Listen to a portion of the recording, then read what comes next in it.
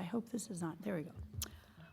I would like to call the Wednesday, October 4th, 2017 meeting of the Northern Nevada Water Planning Commission to order.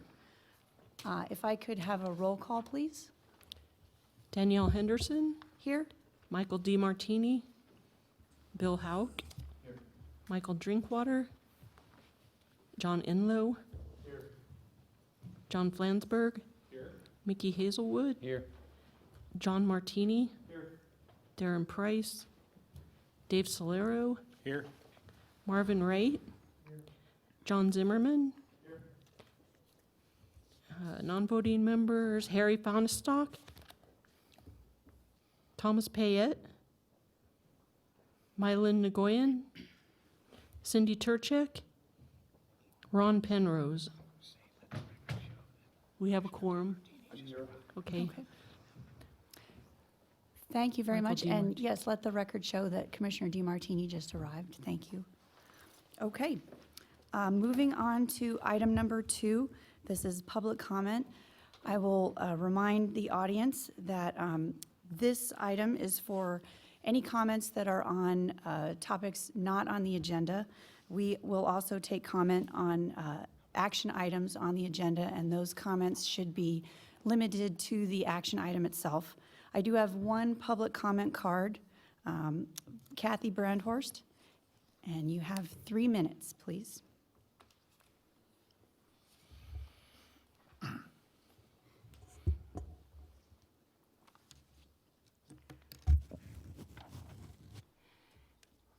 My name is Kathy Brandhorst, and I'm also the United States President. I just wanted to mention, the water. I took a walk down by the river, and the water is very, very low. It is so low that I could even see the surface, the bottom of the water where it was laying. It's very, very sad to already see it so low. And we've had lots and lots of snow. We also had lots and lots of rain. And I know that the reservoir was also overflowing. And this meant that we had plenty of water for everybody. The city water, the county water that we have to pay for is not coming out of the river, of course. But I just wanted to let you know the people who cannot afford to pay water is still existing. They still steal that water. There are, 12 more tanks added across the street from where I live, and they're all full of water. And those tanks are being used for people who don't pay the water. They cannot afford to pay the water. They are very poor people in our territory. And if they can't afford to pay the water, who's paying for it? And I just wanted to let you know those water tanks are full of water. But they say that they have to refill them when they're empty. Of course they do. There are so many tanks across the street from where I live. We also had one tank that fell apart, and it flooded the streets, the highway, everything. And I just wanted to tell you, too, it's not fair that they can steal water out of our territory and put it into water tanks so they have the purpose of taking water into their own homes, their own apartments, or whatever they live in, house. They have no gas and electric in their homes, so it's pitch black 24 hours. But they do not have the right to steal the water from us because we don't have the extra money. Only the population is paying for the water that we serve from the city and from the county. Those are the only waters that we have in our homes, and we pay for it. We don't need to pay for those water tanks either. Okay, thank you. I have no other cards at this time. Moving on to item number 3, approval of the agenda. Could I ask for a motion? Second. All right, a motion and a second. Do I have any discussion? All those in favor, say aye. Motion carries, all those opposed, nay. Ms. No. Chair, Man, I have to. can you please announce who made the motions? It was, the motion was made by Commissioner Flansburgh and seconded by Commissioner Martini. My apologies. Thank you. I think I need a cup of coffee. Okay. So we had a motion, a second, a vote, passed unanimously, and we'll move on to item number 4, approval of the minutes of the August 2nd, 2017 meeting. Again, I will ask if there are any corrections or comments, and then call for a motion. Move to approve. Moved by Commissioner Flansburgh. Do I have oh, it's a tie. All right. It was Solero. Commissioner Solero seconded. Okay, all those in favor say aye. Aye. Nay? Okay. Motion carries unanimously. Thank you. All right, item number 5. Request for funding in an amount not to exceed $10,000 from the Regional Water Management Fund to partially support a proposal by the Truckee Meadows Regional Planning Agency for a regional sustainability baseline study as part of its update of the Truckee Meadows Regional Plan, and, if approved, authorize the program manager to execute an interlocal agreement with TRMPA for that purpose. And since Mr. Smitherman is absent, I will turn this item over to Mr. Wessel. Thank you, Madam Chair. The Sustainability Baseline Study, the TMRPA is preparing a comprehensive regional plan update, and as part of that process, they're interested in developing a more robust and regional sustainability policy inclusive of natural resources and infrastructure.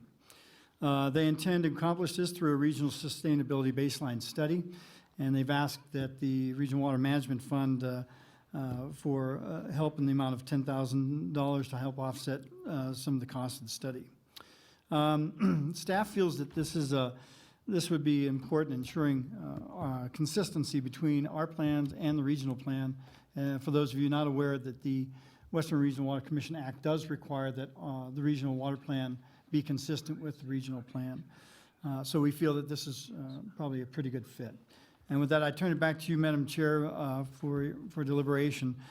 Kim Robinson from Truckee Meadows Regional Planning is here to answer any questions you may have, and they may even have a PowerPoint if that's needed, but but it's up to the commission however they want to proceed. Okay. Well, we appreciate you being here, and I guess I will ask the commission. You do, I don't want to put you on the spot, you do have a prepared PowerPoint? Okay. Okay. Would the commission like to see the PowerPoint presentation? Yes. Okay, perfect. Well, if you wouldn't mind coming on up and then introduce yourselves for the record, and we thank you very much for coming. Hi, I'm Kim Robinson. I'm the Executive Director of the Truckee Meadows Regional Planning Agency. Thank you for the opportunity to be here today. And let's see here, am I running the show from here? Okay, thank you. Great. So thanks for the opportunity to come and speak with you today. Some of the background is that we are hosts to the Land Use and Transportation Resiliency Committee. That's part of the Sustainability Partners in Northern Nevada group. And we have been working with the various entities or agencies on our committee, which includes the 3 jurisdictions, TEMWA, WRWC, also obviously the Northern Nevada Water Planning Commission, RTC, Air Quality, and others, to talk about how we can more effectively bring sustainability policies into the regional plan. We're in the process of doing the regional plan update right now. So something we do every 5 years. It's a 20-year horizon for our regional plan, and plans such as the Regional Water Management Plan, the Regional Transportation Plan, and the master plans for the 3 jurisdictions all have to come into conformance with the Truckee Meadows Regional Plan. Okay, so as we talked about this, we said, well, there's probably some information that we could use to help us understand a little bit better the lay of the land out there right now. And that first piece is a good summary of the sustainability planning efforts that have are underway or have been undertaken in our region so that we have a good sense of that. What we talked about in the committee is there's a variety of things going on now, and it would be helpful to understand that. So say the City of Sparks recently updated their master plan. City of Reno is updating their master plan right now. We know we had a regional water management plan update. The RTP just recently was updated as well. This would be very helpful to understand where things are. The second piece of the study, we'd like to see a summary of best practices around sustainable land use. And the real reason that we're looking for that is we want help framing the future policy discussions and decisions that we as a region are really going to need to make, and talk about the effects that land use and transportation planning can have on whether it's air quality, water, stormwater runoff, things like that. We want more information around how things are working well in other places. And the third part of the study is the comparisons of land use scenarios. So we're going to do 3 different land use scenarios. This is something similar to what we did in our housing study that came out last year. And again, do some comparison around the land use patterns and development patterns and transportation patterns compared to the effects on whether it's greenhouse gases, whether it's roads, the loss of open space, pieces like that. We want the opportunity to say, okay, so what are the possibilities out there? This can also help us frame a better conversation. Okay, so as I mentioned, we can frame current outcomes. Again, identifying strategies to address our challenges and some assistance in guiding on implementing strategies. So the end product is definitely a standalone study. It will definitely support the Truckee Meadows Regional Plan update. The conversation we were having at the Land Use and Transportation Resiliency Committee just last week was how the work in this study could also be utilized by the variety of agencies that are sitting on that committee as well, and we started to have a very brisk and good discussion around that. So we see that as an opportunity, and again, this educational document for citizens, for planning staff, and quite frankly, for our elected and appointed officials. TMRPA contributed the first $10,000. I'm sorry, I left my glasses in the car, so I'm kind of reading it, but okay. TMRPA contributed the first $10,000 on this effort. We're very fortunate to have TUMWA provide an additional $5,000. We are here today seeking the final $10,000. Air Quality Management District is providing some in-kind support in terms of staffing time. So once again, we are trying to utilize the model that TMRPA often does, which is to bring together a cadre of partners and put together a product that can be useful for a variety of folks. And that apparently is the end of my presentation. So, I'm here for any questions that you may have. I may not see you, but I can hear you. All right, well, thank you very much. Do we have any questions from the commission? No? Okay. Well, I do have one public comment card, so I will call for that before we entertain any motions. Kathy Brandhorst, again, you have 3 minutes, and I would ask you to make your comments pertinent to item 5.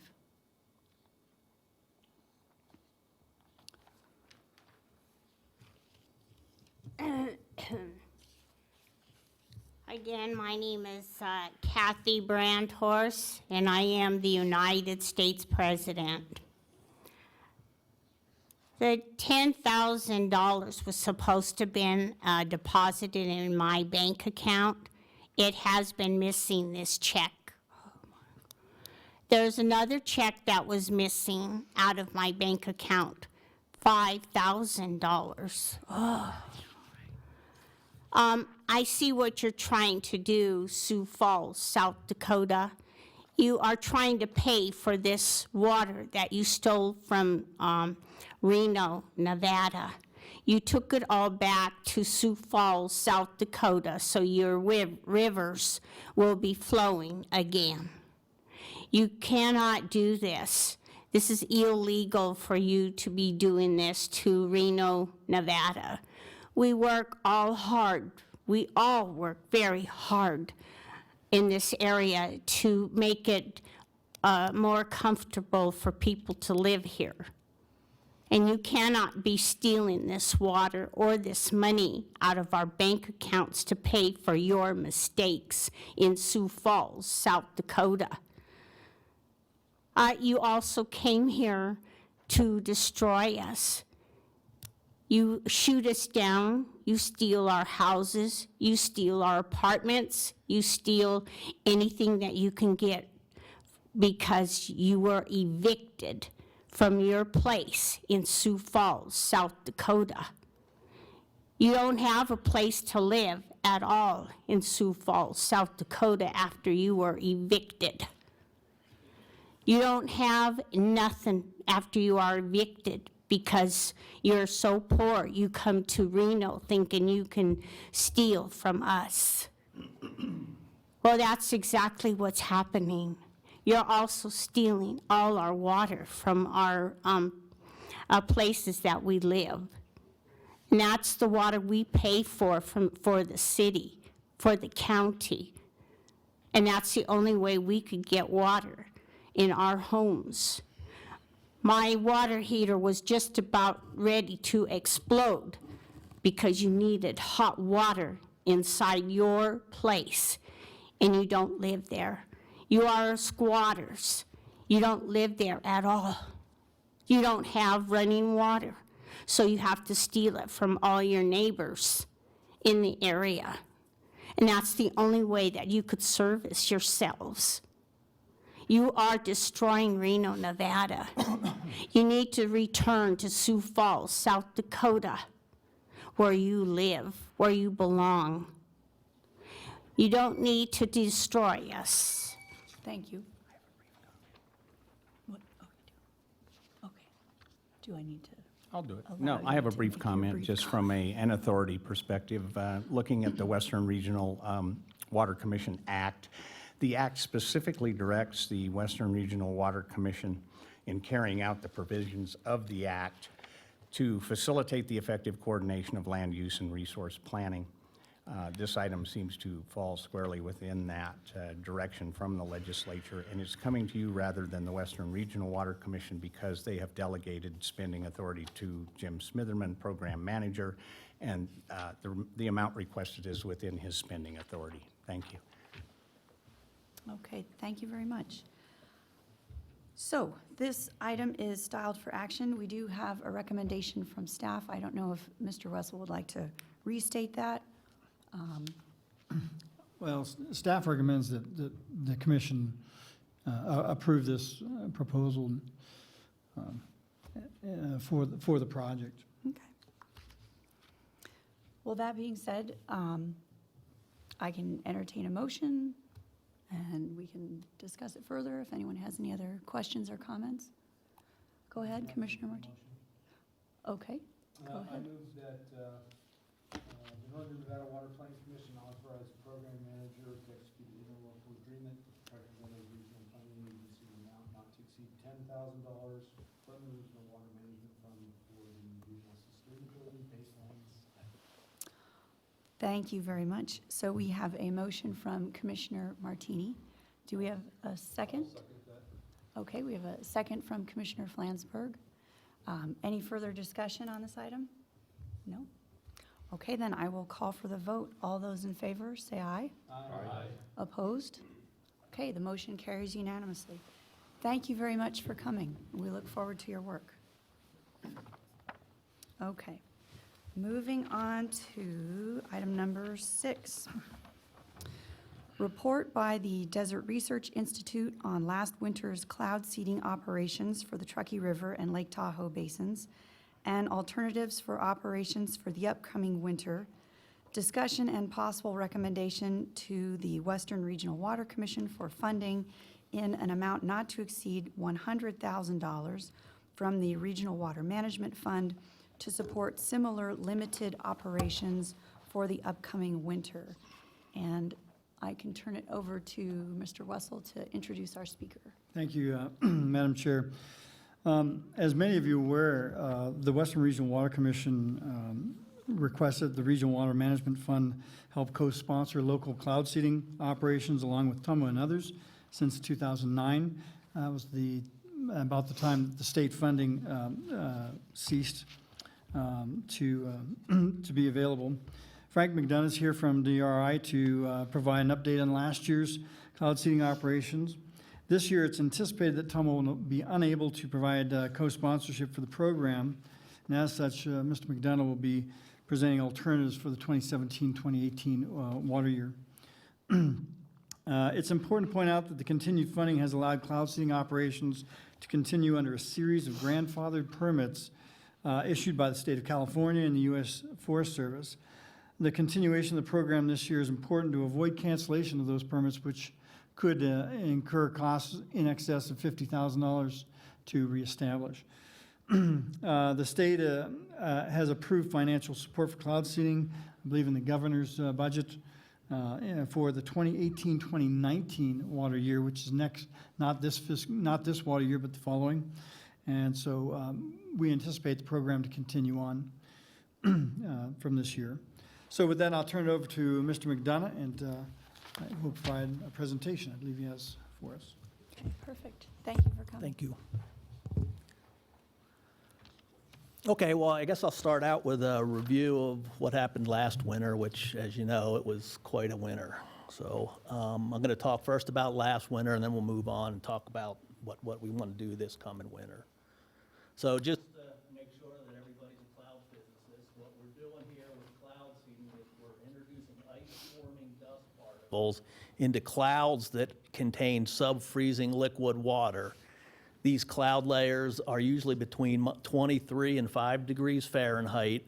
The goal is to form an embryonic ice crystal. These ice crystals then will grow in the presence of the sub-freezing liquid water and eventually fall out as snowfall and increase precipitation over the Sierra. And then I also want to point out real quick that there's actually an increasing body of evidence that's showing that air pollution from the Bay Area, Sacramento, and from the flooded Central Valley actually seems to be decreasing precipitation over the Sierra Nevada. So that's an interesting finding, that cloud seeding actually can help mitigate that to some extent. So these pictures kind of show the process. If you look, the cloud fog picture on the lower left is the super cooled liquid water cloud. You introduce an ice crystal, it accretes the water drops and actually falls out as additional snowfall. So here's our cloud seeding network. These yellow squares are where the cloud seeding equipment is. It's along the Sierra crest, and we have 2 of them west of the crest, and the goal is to introduce these embryonic ice crystals, have them move on southwest winds into the Tahoe Truckee Basin and grow into snowflakes and fall out. So that's the goal of the project.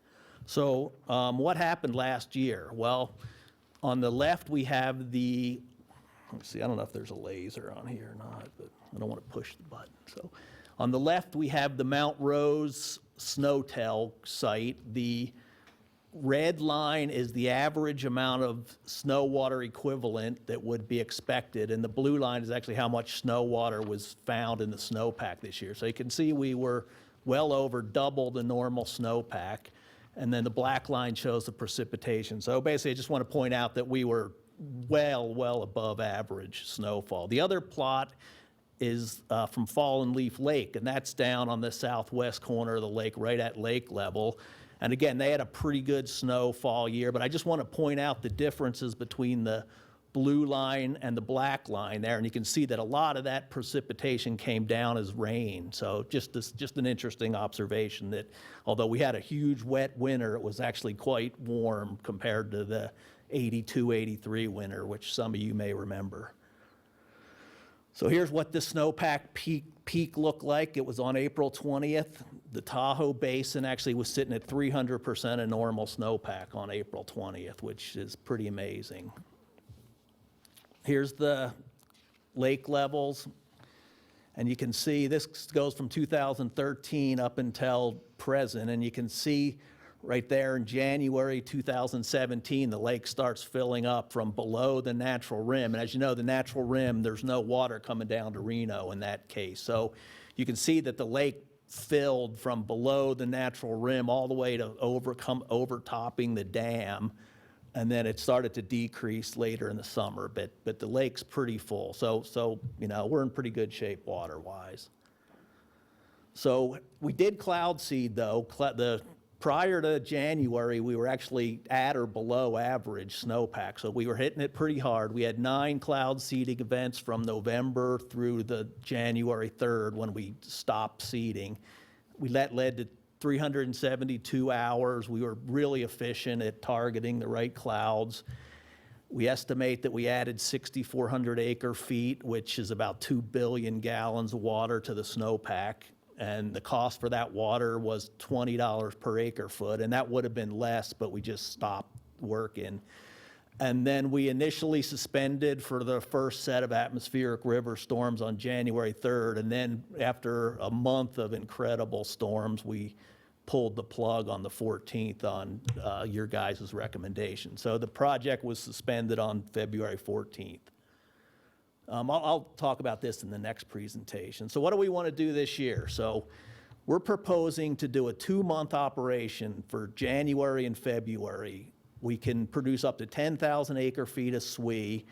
We're looking to extend the season on the warm side, or on the early side of the season, November and December, if we can get ski area support. We know that's the money time for the ski areas, and they actually, we've been talking to them a little bit, and they're kind of on the fence, but I think we may be able to crack the door open a little bit if we say that there's a project being supported, but we need help in the early part of the season. So we'll see if that comes forth. At the moment, we don't have anybody on board, but we hope to. We want to maintain the generator and snow gauge network, and we also want to avoid any new environmental impact assessment expenses. I forgot assessment there, but and so why should we do a project with a Lake Tahoe almost full? Well, first of all, the generators are 75% full, and even though Tahoe's full, it's not going to stay full forever, as we saw earlier this decade. So we can add maybe 10,000 acre feet if we have a good year. The other thing we wanted, and the other thing I want to point out is that when we halted seeding, the generators are still 3/4 full of the consumables, and the consumables are silver iodide, which silver is not cheap. So we actually are sitting on $40,000 worth of solution in these generators that can be used this year. So this 10,000 acre feet actually comes with no cost for purchasing new seeding solution. The next thing I want to talk about is continuity. So I've been in touch with the California Department of Water Resources, Maury Ruse, and I'll talk about this in the next slide, but he was basically telling me that the Tahoe program is grandfathered in from having a long history of seeding, and if we halt the program, the state law in California requires CEQA, California Environmental Quality Assessment, if we were to restart a new program.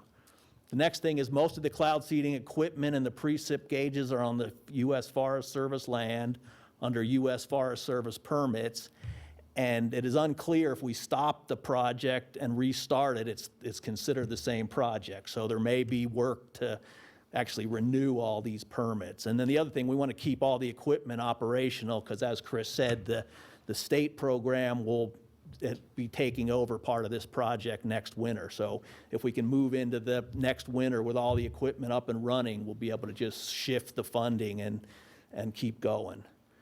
So let me talk a little bit about the Tahoe Truckee program. So this cloud seeding program's been around forever. I mean, it's obviously the science and technology's advanced, but as far as I can tell, this program's been active continuously since 1969.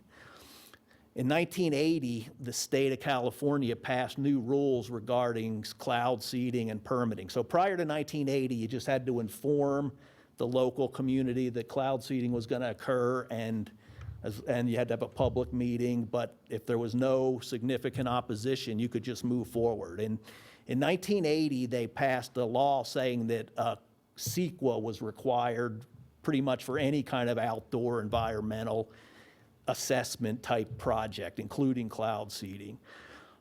So what ended up happening was in 1980, when they passed this law, the Tahoe program had 10 years of continuous operation. So they were not required to participate in CEQA since they had been providing environmental assessment information all through the 70s. This was not a requirement. And so they were, according to Mr. Ruse, grandfathered in. And believe it or not, it's been we've been operating under this grandfather permit since 1980. And so if we stop the program and restart it, it's going to require a CEQA to start. And so we don't, so we mainly, and the CEQA could cost up to $50,000 to, so if we move the state program in next year and we need a CEQA, a lot of the money for the project's going to go to CEQA. So we just kind of want to maintain the project. And I just want to point out too that there's never been any negative effects found from cloud seeding. And here's just an example of the CEQA document Santa Barbara County produced a few years ago to restart their program. Here's our project budget. We're looking for $100,000 to spend across different aspects of the project. And I want to point out that $40,000 of seeding solution remains from last winter. So we're really looking at a project that's a $140,000 project. And we estimate that we can get up to 10,000 acre feet from that. And then previous years, you guys had asked about potential partners. So we hit it pretty hard this year looking for potential partners. I traveled to the National Ski Area Association meeting in last January in Colorado and presented a cloud seeding presentation to the ski resort owners. We also talked to Dave Bird, who's one of the heads of NSAA, about how we should approach ski areas to kind of get them on board. And we actually have a cloud seeding program in Colorado that we do for a cloud seeding, so, or for a ski area. So we feel like cloud seeding people are natural allies, but they, you know, they had a huge winter, and when you go towards them, like they had money spent on actually getting rid of snow. So they're a little fickle, but I think they can be opened up at some point. As Chris said, the state of Nevada program, so you guys inherited the state of Nevada program in 2009 when the state pulled the plug on that project. So we proposed to the state legislature to reinstate the state program for this coming winter and next winter. And we put a proposal in front of the state legislature in this past session. It was an AB 518, Assembly Bill 518, and that actually was approved in a different form. And they basically said that they would fund 1 year of seeding, water year 19, which is not this winter, but next winter, based on approval of the interim finance committee. So we created more documentations, and that's going to go in front of the interim finance committee of the legislature in December. And hopefully by New Year's, we'll know for sure what's going to happen with the state. And if that does come forward, we have a 3-generator project ready to go for Tahoe that will pretty much replace this in a large degree. Just wanted to point out some of the ski resorts that we talked to. We talked to North Star, and there's the name of North Star's owned by Vail Corporation. Vail does do cloud seeding in Colorado. So far, they haven't come forward, but we believe that their corporate headquarters know about cloud seeding and maybe will be forthcoming. North Star's right in our prime target area, so we hopefully will make some progress on them. Mount Rose, we just heard that the general manager of Mount Rose actually has positively reacted to our request, and he may actually be willing to release a little bit of money to do that November, December timeframe. We've also talked to Homewood, a small resort on the West Shore, and they also have some interest, but nothing concrete. And then we also talked to the Incline Village General Improvement District, and their folks agreed to present this to their board, and they're also going to help push this towards the Tahoe Water Suppliers Association. So we have some stuff in the works to hopefully get this early part of the season seeded, but nothing concrete. And then the final thing is the Sacramento Municipal Utility District. So they cloud seed on the west side of Tahoe, like in the Crystal Range. And so they had a request for proposals for aircraft and ground-based cloud seeding. So we jointly proposed with the aircraft operator to conduct the cloud seeding program in the Crystal Range. We stated in the proposal that this would be a project that would allow both projects to be operated under the same weather forecasting regime, and program management would be cheaper, but it ended up we didn't have the lowest bid and we did not win the project. So summary, we produced what we estimate to be 6,400 acre feet and 17 that cost 20 an acre foot. We identified several partners, and it looks like the most promising is the state program. Looks like as long as the money's released from the interim finance committee, we will have a 3-generator project for Tahoe next winter funded by the state. And yeah, and I showed you the proposal. So at that, I'll stop and take any questions or comments. Okay, thank you very much. I will open it up to the commission for any questions or comments for Mr. McDonough. Go ahead, Commissioner Enlow. Frank, I appreciate you working with us on this, particularly since Tumwa was not able to fund the program this winter. I think it's very important that we continue on with this effort, particularly related to the permitting efforts that we might have to undertake to reinstate this program if we were to stop it for a period of time. And personally, I would be surprised if it was only $50,000 to go through a CEQA process to reinstate these permits. So I'm supportive of the $100,000, and like I said, I appreciate you working with us to kind of tailor the program to the funds available. Thank you. Go ahead, Commissioner Zimmerman. Yeah, Frank, just a quick question. So sometimes we have winters where December is very active with distribution, like kind of shuts off in January, February. So I was just curious, is there any way, we're proposing to do it, you're proposing to do it in January and February. Is the program adaptive or nimble enough where if you start seeing an active December, you could adjust and start cloud seeding?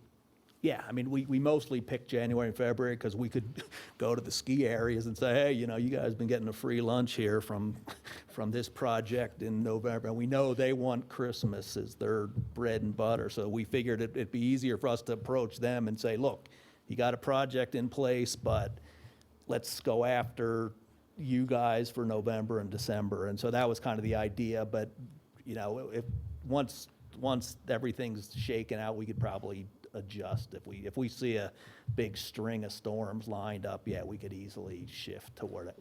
I think we just basically want to have a continuous 2-month period. So we'd probably want to move everything. But we could, we might be able to even block out the big, giant, high pressure for 2 weeks. We could just call it down for 2 weeks or something. So we could probably even, bottom line is, yeah, we could be flexible. Okay. Do I have any other questions or comments? Commissioner Flansburgh? So this question might be more for Chris. In our August meeting, we had looked at the cloud seeding project, and it had only been 46% built at that point. That was for the previous water year, which would have ended here just last week, or Saturday, I guess. Do we know where that ended up at? Well, our funds were expended on that, and the remaining funds that were not expended were reverted back to Tumwa. And then there are, like Frank indicated, there's a certain amount of funds tied up in solution. So our budget was expended completely. We did extend the required time period because, as you recall, the access to the areas were not very were restricted, so they need a little more time. That was the only reason that went on for another 3 months. But our portion was for, I believe, the labor portion of it, and that was expended throughout the season. And then Tumwa had other parts for maintenance and supply equipment and so forth. Yeah, so my question, we were only 46% expended as of the, when we had our August 2nd meeting. So I just wasn't sure on, did they expend the other 54% then between, did they bill for the other 54% from August and September? So that was just my question. That's Yeah. that's the report we had last time. My recollection is that the project has been built to completion. Yeah, as far as I know, it's been closed out. It's and closed. We had a little mismatch where our project year was 9/1 through August 30th, and I think that's been going on for a while, and the fiscal years are July 1. And so this year, when TUMWA stopped the funding the project, we were able to return the portion that's typically expended in the upcoming fiscal year. So the project total funding was about 225 for the year, so I think that it's all been billed out. So as far as I know, the project's closed for this particular year. Okay, do we have any other questions or comments? All right. Well, this item is styled for action, so I'll be looking for a motion. I do have one public comment card, so I'll call Ms. Kathy Brandhorst up to the podium, please.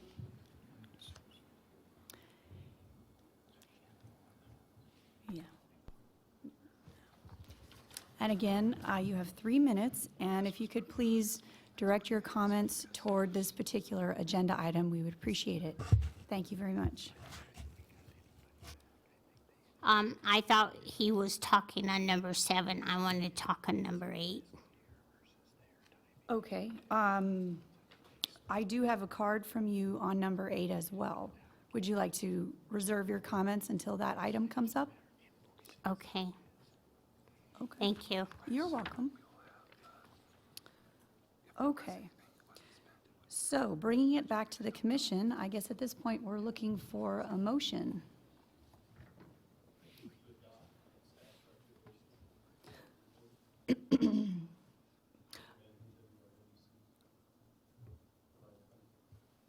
Okay, so we have a motion by Commissioner Zimmerman. Do I have a second? And a second by Commissioner Hazelwood. So do we have any further discussion on this item? Okay, seeing none, I will call for the vote. All those in favor say aye. Aye. Opposed? Okay, we have one opposed vote by Commissioner Wright, and the motion carries. Okay, thank you very much. We appreciate it. All right, so 6 is done. So moving on to item number 7. You're not done yet. A report on DRI's cloud seeding precipitation gauge monitoring project.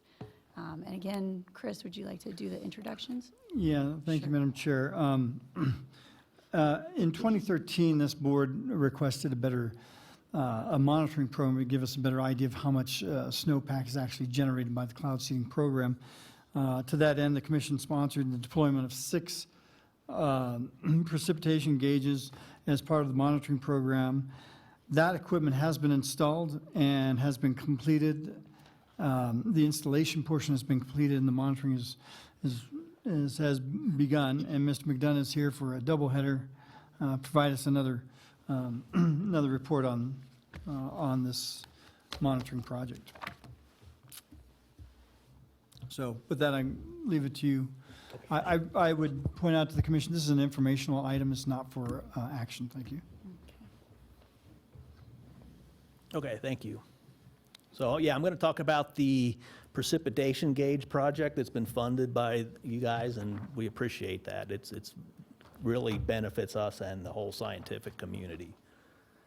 So the background, like Chris said, there was the Western Regional Water Commission funded a project to install precipitation gauges across the Tahoe Truckee region to support validation of the cloud seeding program.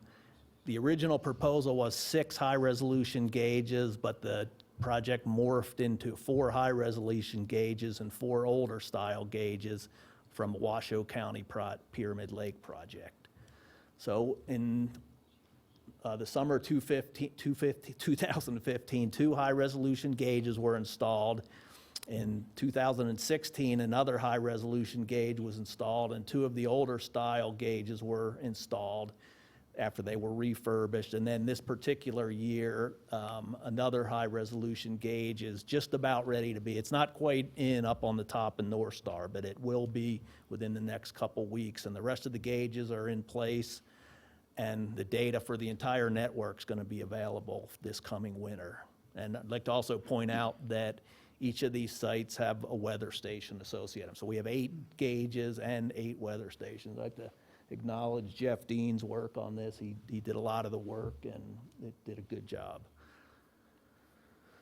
So here's the 2 types of gauges. We have a GNOR gauge, which is a high-resolution advanced gauge. That's the one on the left. And then we have what we call the Washoe County gauge, which we refurbished after Chris brought them out to the shop, and we were able to get them all tuned up, and they're out in the field now.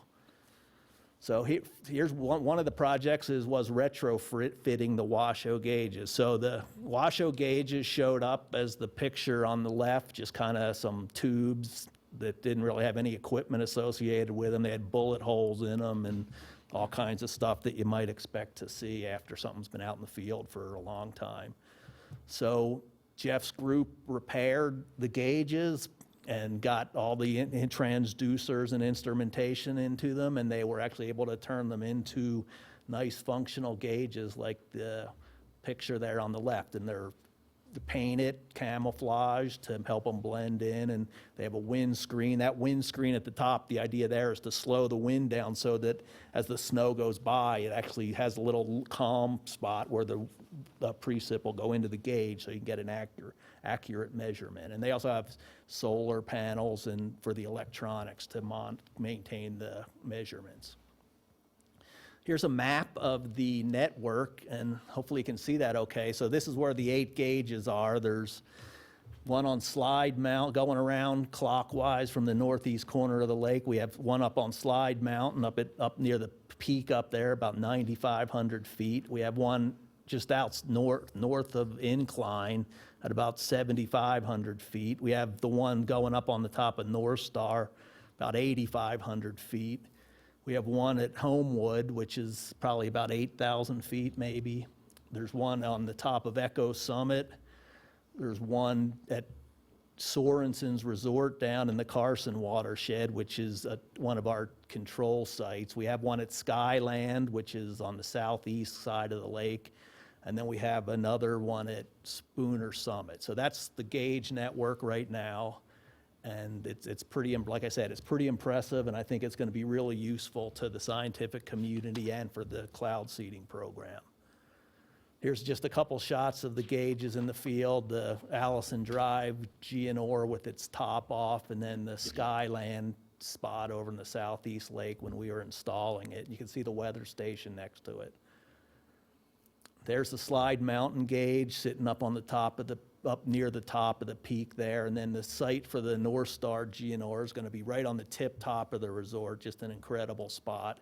And we're going to try to get an ice detector with that thing that's going to actually allow us to tell when we get the supercooled water in the clouds as well. So that's going to be a really excellent set of data we'll be able to collect. So I want to review last year. We did the first analysis using the gauges. We looked at the 2 gauges. One, that red one, the red dot is Sorensen's outside of the target area, and the green dot is the one just north of Incline there, and that's the green dot. And so these are 2 of the exact same kind of generators. They're both equal distance from the Sierra Crest. And the idea is that these 2 locations with the same altitude, same distance from the crest should get about the same kind of precipitation from storms. They're only about 25 miles apart. So what we did is we looked at the seeded cases by month, and we looked at the unseeded cases by month, and we looked at the 2 different gauges. And what we were looking for is, can we see more precipitation in the seeded target gauge during cloud seeding than when no cloud seeding occurred.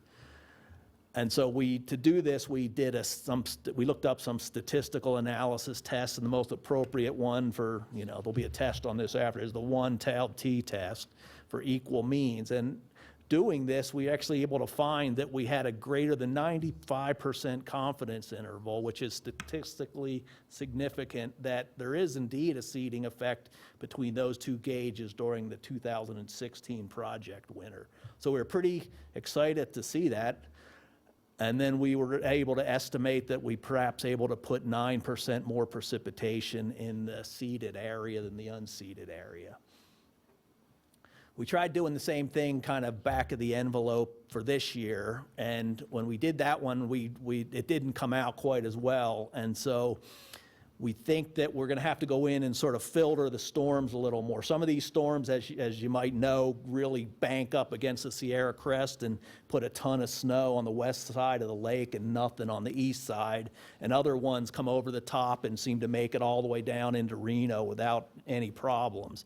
And that's based on the atmospheric stability. So what we need to do with these cases is actually filter on atmospheric stability and then take another look at the cases. So I think that we're still working on the 17 data. We have a lot of unseeded cases. Here's a shot of some of the precipitation data. The green is the incline site. The red is the one at Sorensen's, and the green is Spooner Summit. And those gray bars are when we seeded. And you can see we stopped seeding right around New Year's, and the whole second half of the winter's unseeded. So we got a lot of data to look at, both seeded and unseeded, and I don't really have any good statistics to tell you today. It's gonna take some digging to get in there, really flesh out what the signal looks like. But we have a ton of information now, and we feel really excited that we're gonna be able to move forward with this. And like I said, this project not only benefits us, but it benefits the entire scientific community for, understanding how storms work and forecasting spillover events into Reno and stuff. So this project really has been a boom for everybody. And I'll stop there and take any questions. Okay, thank you. Do we have any questions, comments? Okay, I believe this item is just informational only, so we don't need to take any action on it. Okay, thank you. Thank you very much for coming and giving us your report. Danielle, two things. One, I wanted to thank Dean and Jess, who are working, and they put together all the, refurbished all the rain gauges that we brought to them, and we really do appreciate that. That was a bit of an effort, and we had some, and they were in interesting shape when they showed up, maybe not in a good way. But and the other thing I'd like to point out is DRI did supplement this project. This project, the installation was only for the rain gauges. What we paid for the additional equipment, the weather stations and so forth, and other equipment, were really on DRI. So I'm not sure where they cost funded that or shared that, but they managed to do all that. So I just kudos to them for that. Thanks. Great. Well, thank you very much. And again, we do appreciate your work. Okay, moving on to item number 8.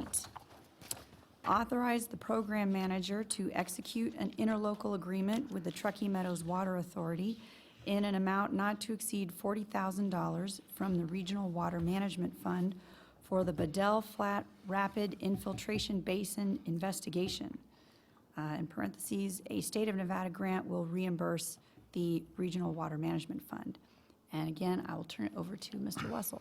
Thank you, Madam Chair. Pretty much as you stated, this item seeks to authorize an ILA between Western Regional Water Commission and TUMWA to allow us to transfer funds from a state grant. I believe it's the Clean Water State Revolving Grant that we receive, that we're contacted about periodically when it's available. And this is to be applied to the Bedell Flat Rapid Infiltration Basin. The only comments from staff is it's free. I suggest you take it. So, that's Okay. Well, hearing that, do we have any comments, questions, discussion? From the commission, go ahead, Commissioner Solero. I'd just like to remind Mr. Wessel, nothing's ever free. Wow. I should say free to this commission. Okay. Okay, sounds like we might have a couple of comments, or should we? do public comment and a motion. Yeah, I was just going to say, after the motion, I'm sure it'd be open for discussion. Right, Right. okay. Well, how about, I do have one public comment card, so I'll call for that prior to making the motion.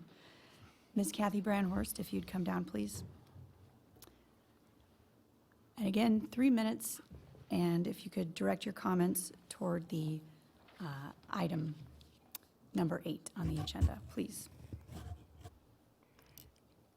My name is Kathy Brandhorst, and I'm also the United States President.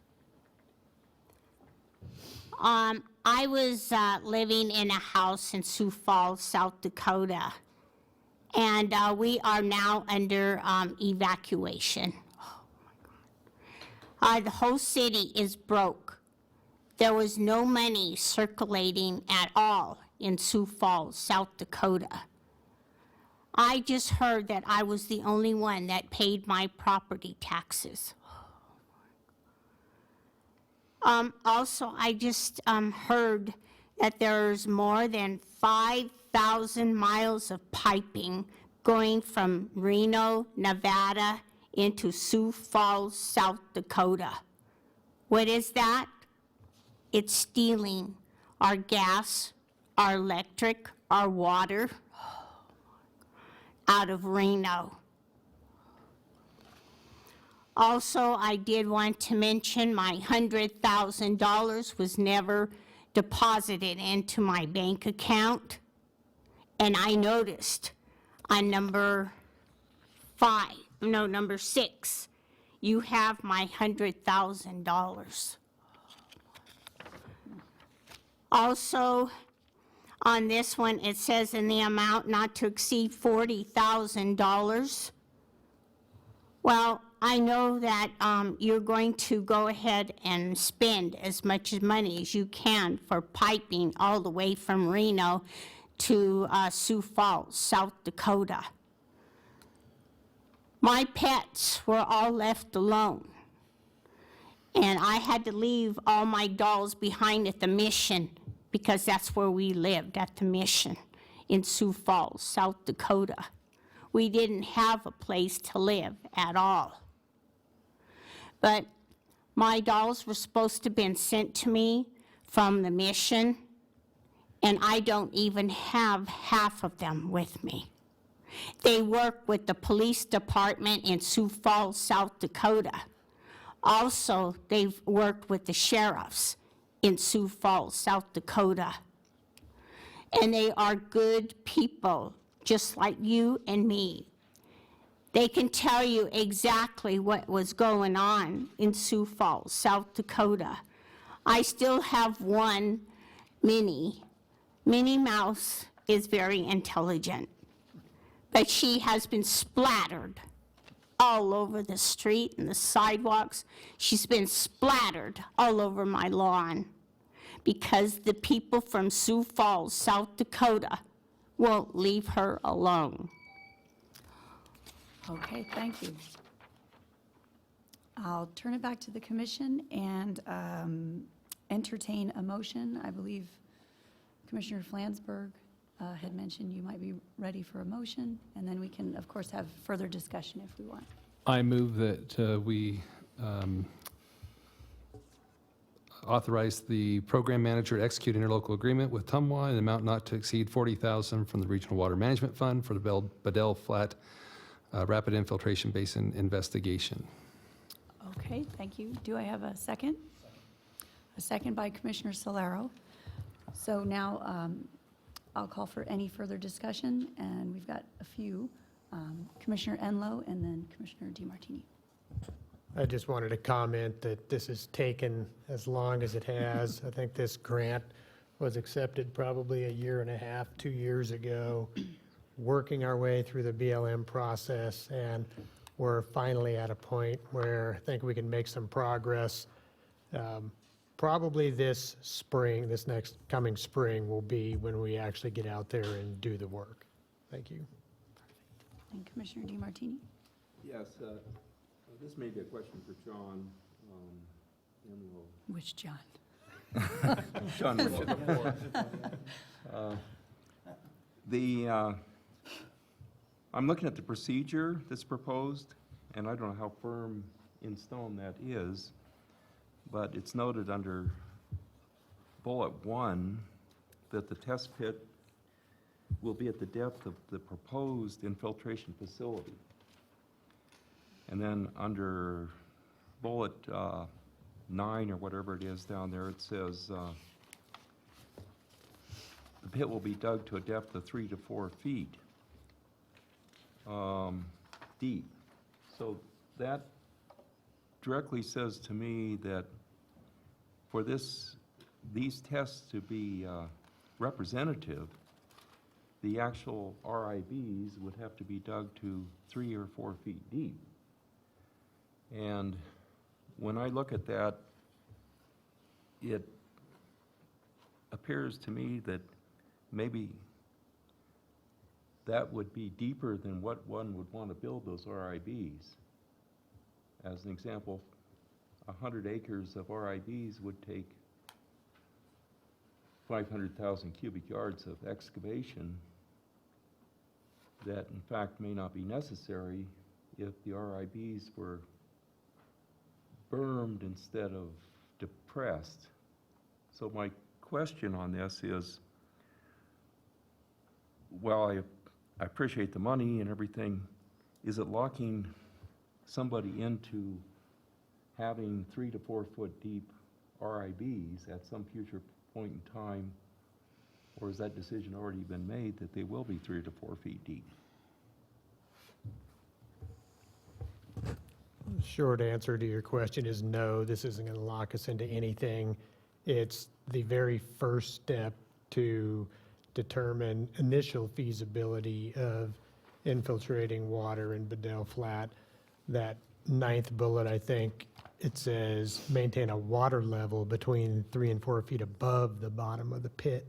So I think the intent is to go out there with a backhoe and excavate, say, 10-foot deep trenches and then maintain the water level 3 to 4 feet above the bottom of the trench over a period of time. But again, this isn't locking us into any design parameters. It's the first step in, if this proves feasible, which we expect it to, that there will be subsequent work and subsequent efforts out there to further quantify feasibility and potential design parameters. Okay, thank you. Okay, do we have any other discussion or comments or questions? No? I do have a motion and a second, so if there's no further discussion, I will call for the vote. All those in favor say aye. Aye. Opposed? Okay, the motion carries unanimously. All right, moving on to item number 9. Discussion and possible recommendation to the Western Regional Water Commission to approve an amendment to the agreement for legal services for the Western Regional Water Commission and the Northern Nevada Water Planning Commission to extend the agreement through June of 2020 on the same terms and conditions. And I'll turn that over to Mr. Wessel. Thank you, Madam Chair. Staff is looking to renew legal services with Mr. Rhodes, an agreement to represent both the Western Regional Water Commission and the Northern Nevada Water Planning Commission, which would extend it through, the renewal will extend through 2020, June 30th, 2020. For those of you not aware, Mr. Rhodes comes to our commission with significant experience in water-related issues, and that's one of the reasons why he's worked out really well for staff in this area, and he can also provide information to individual commissioners with regards to water issues. His knowledge on water issues predates this commission. In fact, as I recall, and John, I might be wrong about this, I'm not sure about the dates, but sometime in the 90s, I believe you came to work for Department of Water Resources as counsel through Washoe County. And that kind of knowledge has carried through, and John has been very good about bringing staff up to speed on issues, some issues, which have, as you know, water issues don't seem to go away. They come back over and over for a long time. So we look to him for a lot of his institutional knowledge. He also took voluntary reductions when government agencies were required to do so. I believe most government employees have kind of rebounded, but he hasn't, so we were taking that as a discount factor, or we're working with that one at any rate. One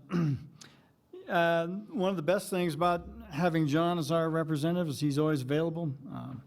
And when he's on vacation, you call him up, you'll hear, ukuleles in the background, maybe a mariachi band, but nevertheless, he's always there to answer questions. And, I don't know that we can really expect that from a lot of folks, and that's been really valuable for staff. He's extremely thorough in his review and creation of agenda, staff reports, proposals, contracts, ILA. He's got to be anemic by now from bleeding all over my staff reports, but I'm going to have to go to a black and white monitor so I don't get a complex over it. But these kinds of things are what make these meetings run smoothly, and his experience both in open meeting law and water have really made him a great candidate for us. So we really encourage you to endorse Mr. Rhodes' renewal of his contract. And with that, I turn it back for you in your discussion, Madam Chair. Okay, great, thank you. Well, I'd just like to say, I have definitely relied on and appreciated your advice as the chair of this body, so thank you for that.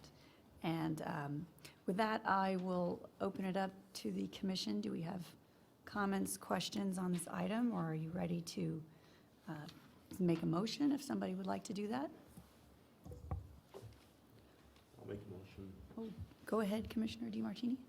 I make a motion that we recommend to the Western Regional Water Planning Commission that the Western Regional Water Planning Commission approve an amendment to the agreement for legal services for the Western Regional Water Planning Commission and the Northern Nevada Water Planning Commission with the Rhodes Law Offices Limited to extend the agreement through June 2020 on the same terms and conditions.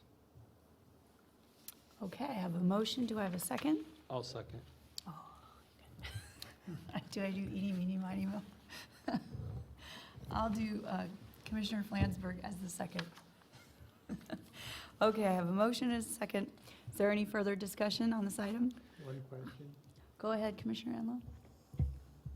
Is there if the Water Planning Commission went away, is there a termination, or what is the termination clause within the agreement? Am I on? I think. There we go. Yes, that's an issue, and I wanted to comment anyway. First of all, thank you all for the comments and the vote. First, the contract goes through 2020. That was requested by purchasing, and that goes right into what we see as issues that will be coming up before the Western Regional Water Commission, starting probably in about June of 2018, regarding the future of that commission and indirectly maybe the future of this commission. And there's talk, everyone's aware there's been talk about moving the functions and duties of the Western Regional Water Commission to another local governmental entity. And should that happen, there will be a lot of things to do in the legislature. That would occur in the 2019 session. So I foresee there will be a lot of legal work in 2019. And even though the contract runs to 2020, and this will finally answer your question, it can be terminated by either party on 30 days written notice. That's a long answer to a short question. Thank you. Okay, Thank you. all right. Just ahead. one more comment, Danielle. I don't know if the commissioners are aware of this, but John Rhodes does not only act on behalf of staff, but upon for all of you. If you have questions regarding issues specific to your duties here on this commission, he is available for you to contact at any time and ask questions. So it's important. I'm not sure that was conveyed or anybody realized that, but just want to make sure you have that option available to you. And those, I believe that's confidential, is that correct, John? I believe that's how that works.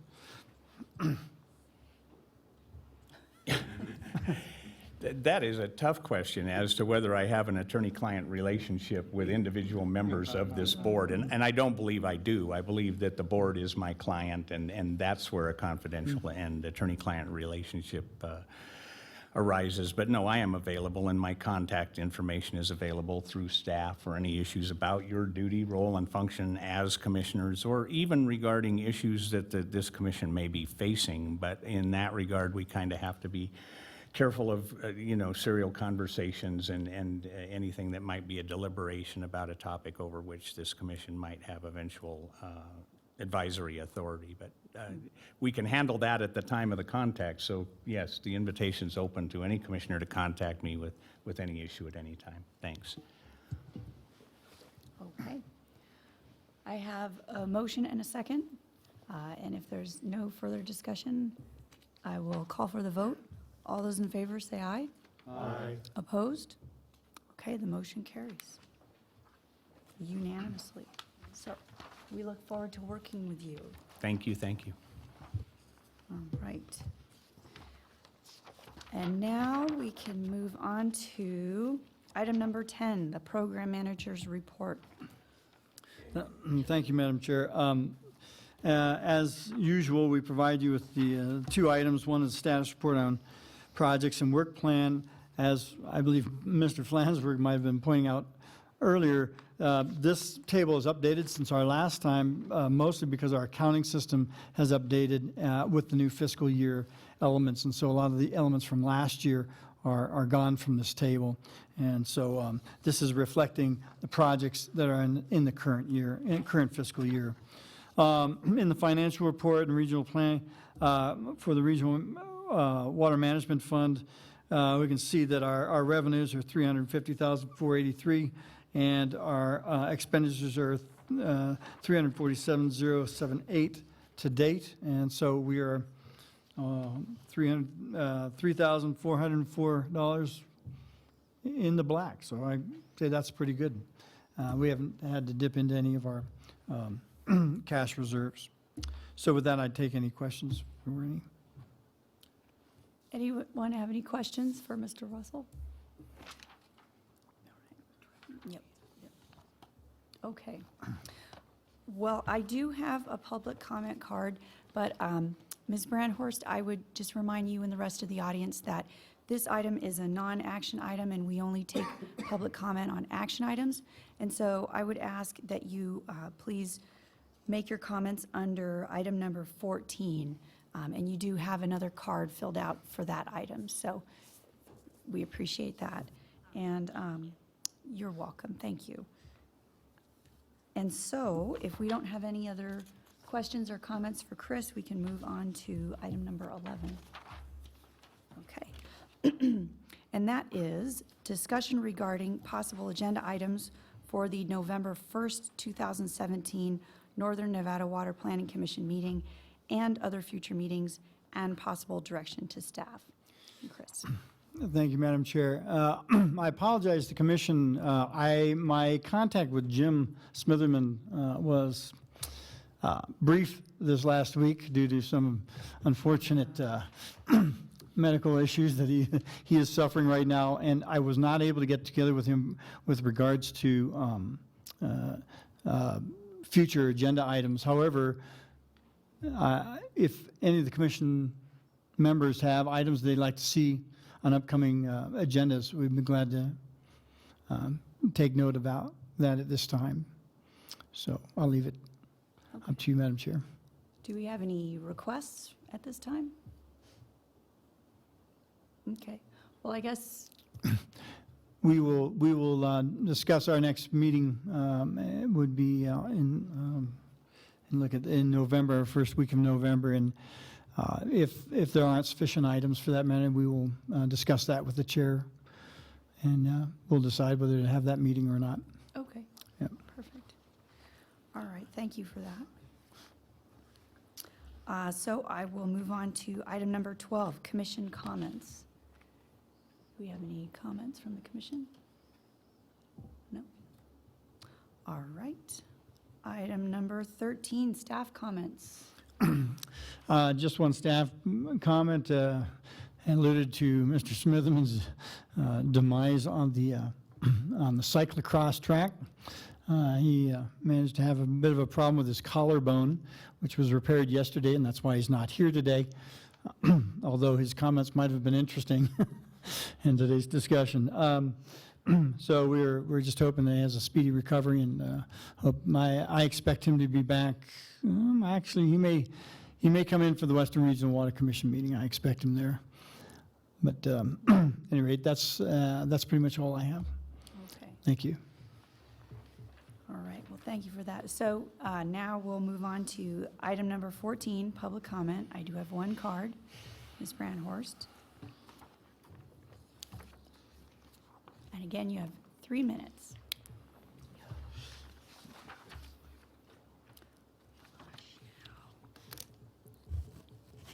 My name is Kathy Brandhorst, and I'm also the United States President. I just wanted to let you know the amount not to exceed $40,000. Again, that amount was supposed to be deposited into my bank account, and that's not even there either. Also, I just wanted to mention there are more lawsuits pending, and they have been stealing out of my bank accounts to pay for their lawsuits. These lawsuits are pending against them. I thought we were going to drop them because of the courts. They are the ones that are putting the lawsuits against them so they could stay walking out on the streets and not staying in prison, and they're not staying in jail.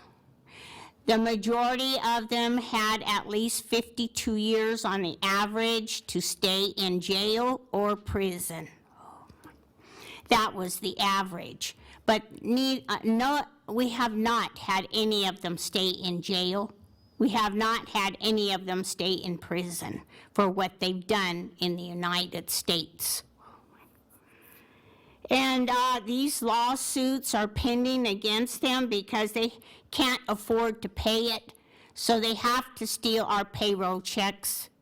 They steal our bank accounts. They steal our money out of the banks. And of course, we're calling it bank robberies. They tried to sell our houses to pay for their lawsuits.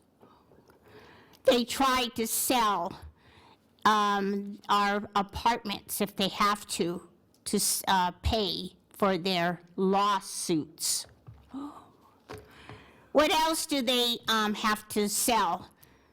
It might be the dollar store. And we keep that dollar store here. We've had it for a long time now. But they're going to steal it from us so that they could pay their lawsuits. Oh, my. This is putting our businesses out of business so they could pay for their lawsuits if they can't get it out of the banks. Because the banks are calling it bank robberies.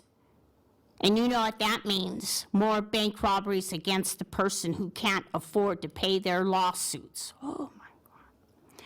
So I just wanted to tell you, too, the more we sit here, the more we look back and just sit back, not do nothing about it, we are going to go down ourselves. We will not be able to afford nothing. Thank you. All right, with no other cards and nobody else in the audience wishing to speak, I'll close public comment and move on to item number 15. And unless we have any objections, I will adjourn this meeting. I'm not even going to, John said I could take a shortcut, so I was just going to adjourn the meeting. Okay. Thank you all very much.